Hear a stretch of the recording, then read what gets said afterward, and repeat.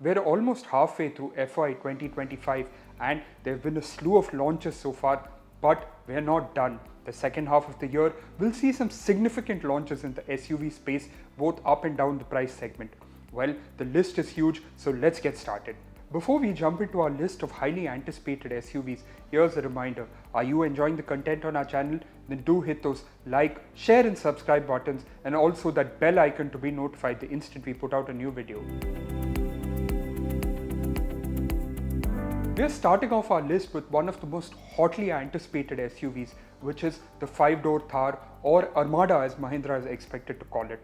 This Thar Armada is essentially a long wheelbase version of the 3-door car that's currently on sale and will make use of the same engine and underpinnings, and is expected to be offered in both 4-wheel drive and rear-wheel drive guys. It will be far more feature loaded than the current car and gets a new face, gets a new design for the alloy wheels, new design for the tail lamps, and of course, because it's longer, has 2 more doors at the back. The car is expected to appeal more to urban buyers who want ease of use of having accessibility to the second row. Of course, the car is going to be launched on the 15th of August as Mahindra has done over the last 3 years, and we expect prices to be just about close to rupees 20 lakh. Tata Motors has been on a roll this year with a launch of a significant number of products. It began the year with the Tiago and Tigor CNG AMT and recently launched the Altroz Racer hot hatchback. Now, the next big launch from the automaker is expected to be the Curvv Coupe SUV. This will be one of the 2 coupe SUVs to come to the market this year, and it will be offered first in an EV guise, followed by an ICE guise. We saw the EV guise when the concept was first revealed in 2022, and now we know that the ICE version will get a new turbo petrol as well as turbo diesel option. Now, in terms of design, it has the same Tata face and the wheels and even the tail lamps, all signature elements that you know the car is a Tata. But where the big change comes is of course at the back, where it gets the coupe SUV roofline. Inside, we already know what's coming thanks to what we have seen both in the Nexon, the Harrier as well as the Safari, and the Curvv will get a mixture of these elements. It's also expected to be feature loaded with things like sunroof, 360-degree camera, level 2 ADAS, TPMS, ventilated seats, and of course dual zone climate control system.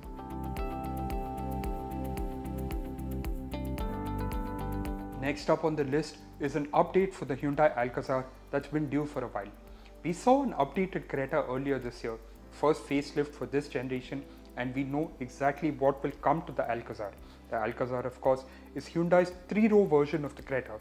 In fact, it's called a long wheelbase Creta in some international markets. In terms of features, it's expected to get things like level 2 ADAS, dual digital displays, ventilated seats, power driver's seat, and new dashboard and interior elements. The engine option, of course, will be a 1.5 litre turbo petrol and of course the 1.5 litre diesel. These are the same engines that are offered with the Creta that will be carried over to the Alcazar. But there's not expected to be the naturally aspirated 1.5 litre that's available for the lower versions of the Creta. This will be an important update as we already know what the Creta has got, so these are things that we can expect in the Alcazar with a slight price hike. Now, the party won't stop at Tata just with the Tata Curvv that's expected to come later this year. The other big launch from Tata that they had shown at the Bharat Mobility Expo 2024 is a CNG version of the Nexon. Like Maruti Suzuki, Tata is seeing great potential in CNG and is adding it to every single vehicle that it has below the Harrier and Safari. And the Nexon CNG was kind of anticipated for a while when the facelift came along, and now they had finally shown it. As expected, it will be a variant of the Tata Nexon with of course Tata's twin cylinder technology, where they've split the CNG cylinders and placed it lower so that you don't lose as much boot space. Now the big question of course is how Tata is going to power it.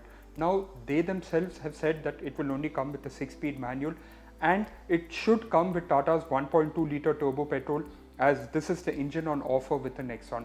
Now if it comes with this, it will be again a segment first for Tata, as they have already got CNG AMT. Next up on our list is a facelift for the MG Gloster, something that's again been due for a while. The car has been showcased in Australia and South Africa as the D90 SUV, and while retaining the overall shape of the Gloster that makes it recognizable, it gets a new face, new feature list, and of course new interiors. It is expected to continue with the 2-liter diesel that's mated to an 8-speed automatic and gets optional all-wheel drive both in South Africa and Australia. The same engine option will continue in India also. We expect to launch roughly around the festival season for this SUV. The other big coupe SUV that will come to the market is of course the Citroën Basalt. Shown as a concept car a few months ago, it is expected to be launched in the second half of this year and will be Citroën's 4th car as a part of its C-Cube program. It's expected to share its engine and underpinnings with the C3 Aircross and be roughly around the same length, but come with a new exterior design and new interiors that will then pass on to the C3 Aircross in its entirety and in smaller bits to the EC3 and C3. The Citroën Basalt is now important for two reasons for Citroën. One is that it's going to be the aspirational product after the C5 Aircross. It will be something unique because of its design. The other, of course, is that when the interiors are revealed, we know that this is what will come to the C3 Aircross. Last year in October, Škoda took the wraps of the second generation Kodiaq SUV. This is an all-new car and is expected to come in the last quarter of this financial year. It is a new generation, so there's an updated exterior design, all new minimalistic but fully functional interiors as well as a feature list. As is the case with the current car, it will continue only with petrol power, but we expect Škoda to bring in a few special editions like the Lorient and Clement version as well as an RS version that should come later on next year. The Kodiaq will join the likes of Škoda's compact SUV, the new superb sedan, and will be their new flagship vehicle for the Indian market. The final car on our ICE list will be a facelift for the Jeep Meridian, along the lines of what we've seen for the Wrangler as well as what we have seen from the Jeep Commander in South Africa. We know that the Jeep Meridian facelift will get a new face, new design for the alloy wheels and slightly modified tail lamps. The bigger question now is what will come inside. The interiors are expected to stay the same in terms of layout, but there will be an upgrade in the feature list, and most importantly, it's expected to get level 2 ADAS similar to what is being offered on the larger and more expensive Wrangler. The Jeep Meridian will continue with the 2-liter diesel that's been its mainstay since it was launched, and this will be offered with both automatic and manual transmission options. Now, moving on from ICE, we start with electric vehicles, and once again at the top of our list is the Tata Curvv EV. Much like the ICE version, it too will make use of the same design and same interiors but have an electric heart. Now, going by what we have seen in the Nexon, we expect a range of around 500 to 600 kilometers and features like level 2 ADAS, dual zone climate control, ventilated front seats, probably a power driver's seat to up the segment features, and of course dual pane sunroof. Next on our list is something from the South Koreans, as they will be joining the fray for the first time in terms of budget vehicles. We are of course talking about the Hyundai Creta EV that's been started doing quite a few rounds and was confirmed by the automaker a few months ago. Now our spy images reveal that it will take the design cues of the recently facelifted Creta SUV, but of course have a blanked out grille keeping in line with the electric nature of the vehicle.